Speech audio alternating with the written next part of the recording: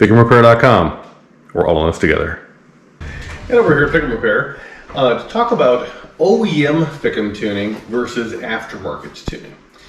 So Ford over the years, they came out with 27 different versions of software for the fuel injection control modules, depending on what model year you have.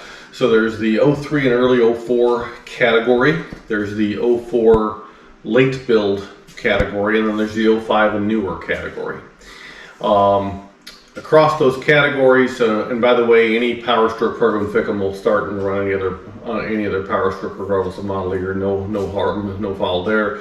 It's just that you'll throw a soft code. Won't even throw the check engine light.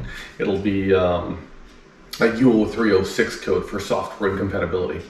But regardless, no version of Ford software does it right. They all have some problem. It's just a matter of what problem do they have. So the latest version of Ford software across all three of the categories came out in 2008. That version, the issue is it took 50 horsepower that prior versions did have away. And so as a result, the common condition is that you end up with a loss of throttle response. You end up with it's just poking. The light turns green, you hit the long speed pedal, and you're like, come on truck, I believe in you truck, I somewhat believe in you. And then also the turbo lights, and woohoo, now we're off to the races. But until then, it's kind of like, oh, this is stinking for me, so bad. And so what you also notice though with that version of software is you notice that, well, hold on a second though, what's happening now is my truck starts better in the winter. Yeah, 100% it does. And so the reason why is it uses inductive heating, and we'll have a whole different video on that probably. But basically, it just warms up the motor oil around the heads of the injectors, and therefore it will allow the truck to not sound like a box of rocks when it's cold out, and even the possibility of ignition depending on how cold it is. But regardless, you can either have non-inductive heating and the power. You can have inductive heating, and so, oh, by the way, non-inductive heating and the power. What I mean is, your truck, if you live in South Texas, great, no problem. Maybe you don't care about the inductive heating, but if you live someplace, in the Midwest or colder, then you absolutely do care. And so it's like, hey, my truck's always been cold-blooded, they say. And it's like, why is that? Well, it's because you're not running an inductive heating tune on your FICM. That's the reason why. And so it's like, okay, fine. So you get an inductive heating tune, and there's only two versions, the most recent version, the second the most recent version from Ford. So a total of 6 of the 27 tunes that are available have some sort of inductive heating. The problem with the latest version is it takes 50 horsepower away. The problem with the predecessor version is that it goes ahead and it does inductive heating to all 8 injectors at the same instant in time.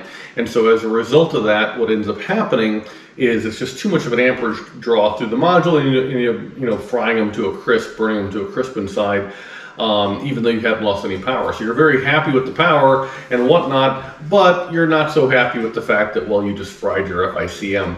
And so it's like, ugh. So Ford only had that software out there for about a year-ish. They were getting owned in warranty claims, and so they pulled that software off to the side and moved over to this latest version, which A, takes 50 horsepower away, and B, does 1 injector at a time induction.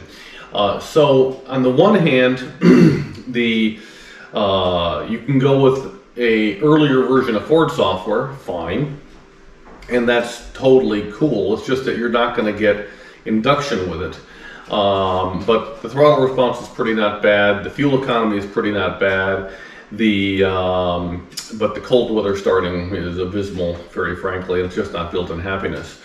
Or you can go with the latest version of Ford software, and hey, now your truck starts great in a Minnesota winter kind of thing, but it's just abysmal off the line. It's like, come on truck, I'm gonna get T-boned here truck, please move out of the way truck, like now seems good truck.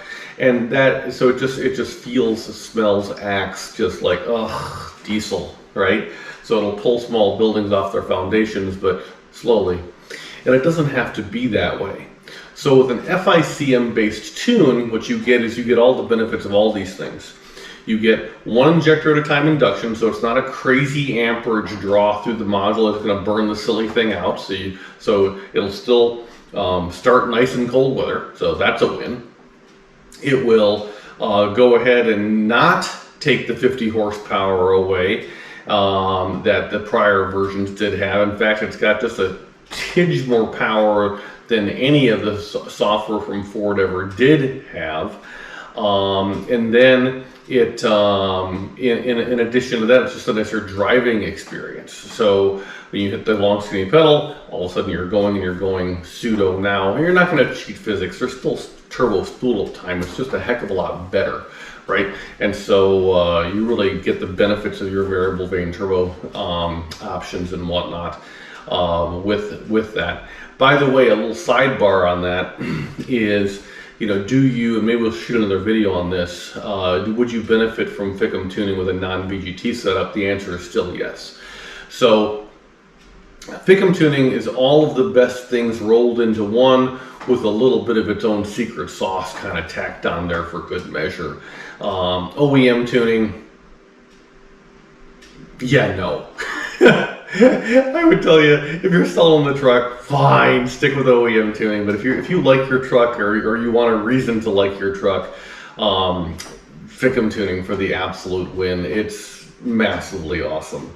So I mean, it's very, very commonly considered the best $150 anybody ever spent. So I would tell you, yes, give it a whirl. If you don't like it, we'll give you your money back. You're gonna like it, is the short answer. And so, we'll kind of take that risk, but you're going to like your truck. So down the path also of OEM tuning on international, recognize that, well, yeah, there is, as of the time of this video anyway, there is no practical way to get tuning on an international line. Like, so if you have a VT365 something or something like that, yeah, you're pretty much stuck with the latest version from international, which has these problems. So sorry about that. But at any rate, I hope this clarifies things. You can stick with the latest version of Ford software. You can stick with an earlier version of Ford software, or you can just have happiness, have the best of all the worlds, and choose FICM based tuning. So that's what I would tell you. Also recognize though that as far as tuning is concerned, there is no protection of that tune.